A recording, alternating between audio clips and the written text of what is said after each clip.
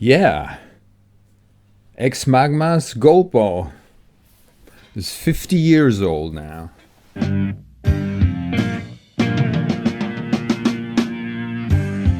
And we go back a little further, we go back 201.4 million years. I start with that because the cover of the album was shot in the era where there is Jurassic rock.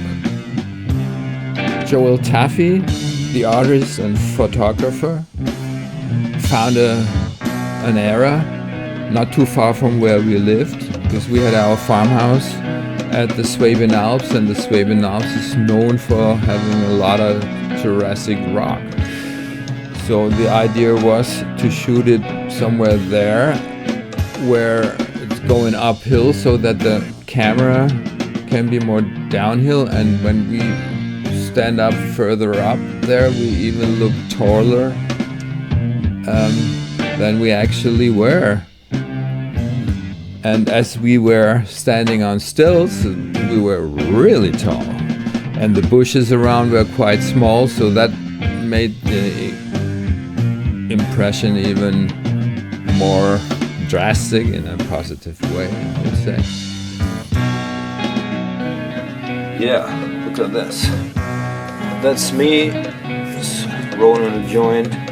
Fred, noisy, manager, and sometimes producer, boss of the first independent label in Germany, I would say. And this is Wendy. He lives in France now. Since we went to France in '74. They stayed in France. So that's Wendy, a great painter, and he did the roadie stuff for us. And that's Thommy, Fred in the back, and that's a friend from Austria at that time. So this is Philip, front of house mixing, and that's us in our garden at Wäscherhof. I remember when we played there, they woke me up and they set up all the backline, and they woke me up, and I woke up and just got out of bed and went into the garden and played.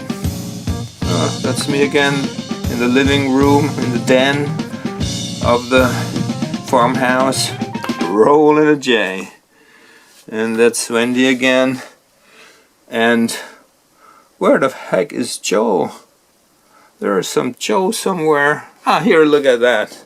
He liked to be incognito. That's Joe de Lindauer, the painter. Great guy, fantastic.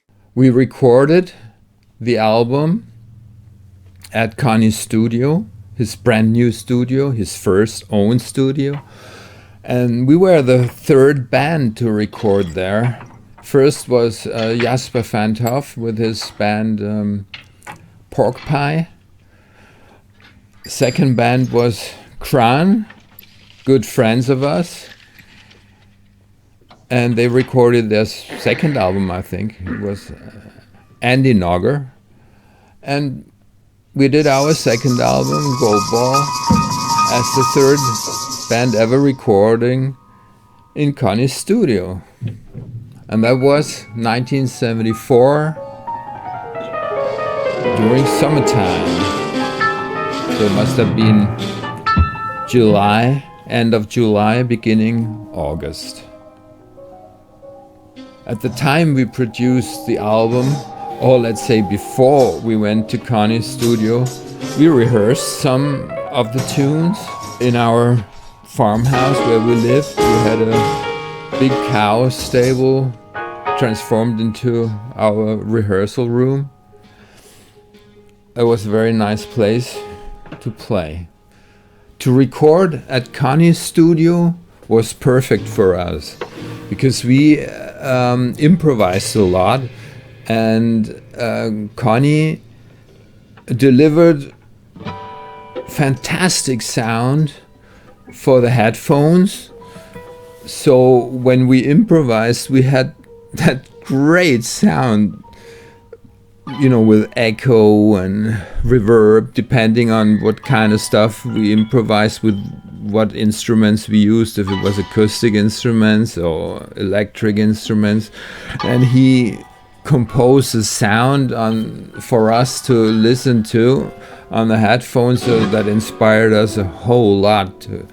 And that made it really work well for us to improvise. We were used to live together with 20, 30 people in our farmhouse at the Swabian Alps.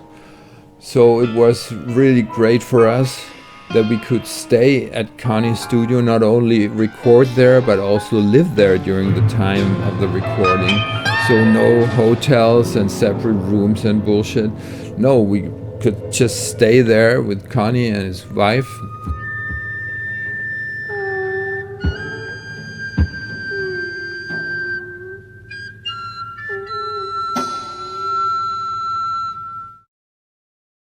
The reverb plate from Connie's studio that I purchased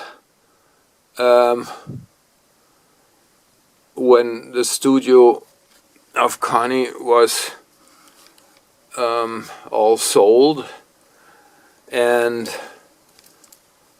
the reverb plate ended up in Berlin, and I heard about that and I bought it. So this plate reverb is exactly the plate reverb that you can hear on the album. Yeah, Goldball's reverb. And this is the original high-watt and orange speakers that I used. I had two of those actually at the time. And one I used, I had this double neck guitar, and one I used for the guitar, and the other one I used for the bass. So this is an original one. Can you imagine that? It's over 50 years old, this one. And it still works. Yeah. And this is exactly the same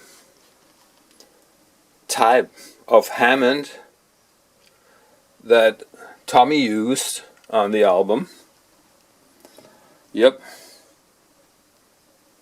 It's not the same organ, but it's exactly the same type. Yeah. This one he bought later. The one he originally used is long gone. And this one here is a Fender Rhodes. Exactly the same type as Thommy used and owned during recording of all the Exmagma albums. I bought this one many years later because the original one broke down a long time ago. Not long ago the album went viral. Yeah, it has over 315,000 views and over 900 comments. The best stream I had posted the album, and boom bam boom damn, real fast. It went up 100,000 to 200,000. Wow, man, blow my mind.